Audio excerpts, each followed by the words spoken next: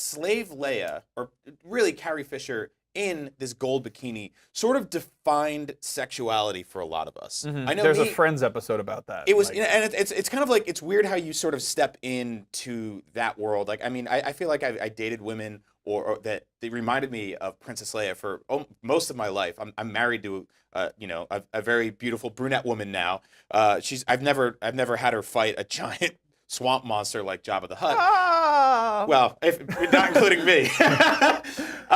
So now a lot of people, obviously, they're coming into Star Wars now fresh for the first time from a very different perspective. A lot of fathers bringing their daughters into Toys R Us to buy an action figure.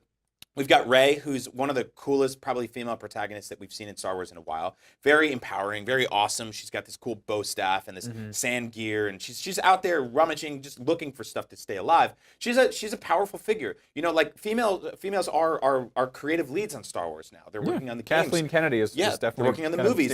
Kathleen Kennedy also said that the Star Wars could be directed by a female at one point.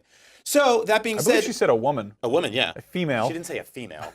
We've captured one of the females of the species, and we put her in our Sparty cloning cylinders. So that being said, Disney is probably, or what we're reading, is they're sort of backing away from the Slave Leia motif. Yeah. Princess Leia in a slave outfit in a toy store is not really a good look when you're trying to move Star Wars forward. Now, it had its place in time in the 80s. Yeah. And there is a weird story to all that. I mean, Princess Leia is captured. She does eventually overcome her oppressor by choking him to death until green stuff comes out of his mouth. Right. It's the whole costume is very much an ode to kind of like old fantasy stuff, like Frank Frazetta, like Conan the Barbarian poster covers, kind of heavy metal. Flash Gordon saving the princess. Yeah, they're very much going for this fantasy art look, and it's an awesome like piece of a costume, but the fact that it was kind of like thrown in a movie, and they're not going to go back and like cover her up, like probably. I really doubt they would do that. No. They're not going to go back and change Return of the Jedi anymore, because if they did at this point, it will fall apart, it will physically break, the film will explode. They added enough garbage to the Jabba's palace scene anyway. Yeah, but they're just kind of pumping the brakes on any kind of merchandising that's like, hey, go buy an action figure of this. And it's like, I'm totally cool with that. Me too. And I think like a lot of people, their knee-jerk reaction was because that makes my Slave Leia collection way more valuable. Exactly.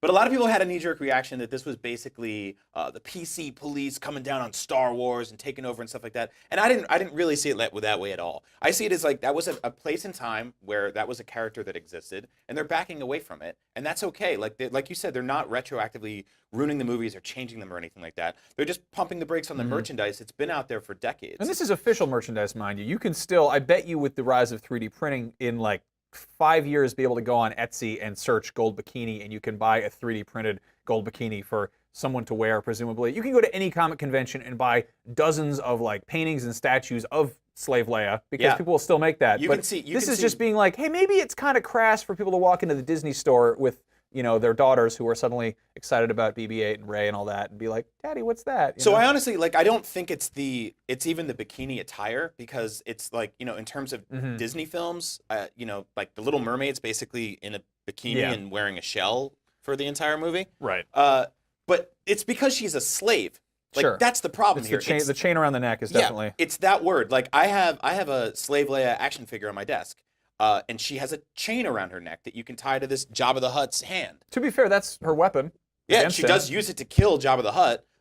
But ultimately, it's not the best direction for the film. I'm glad they're doing what they're doing. And there's plenty of more things to be excited about for Star Wars.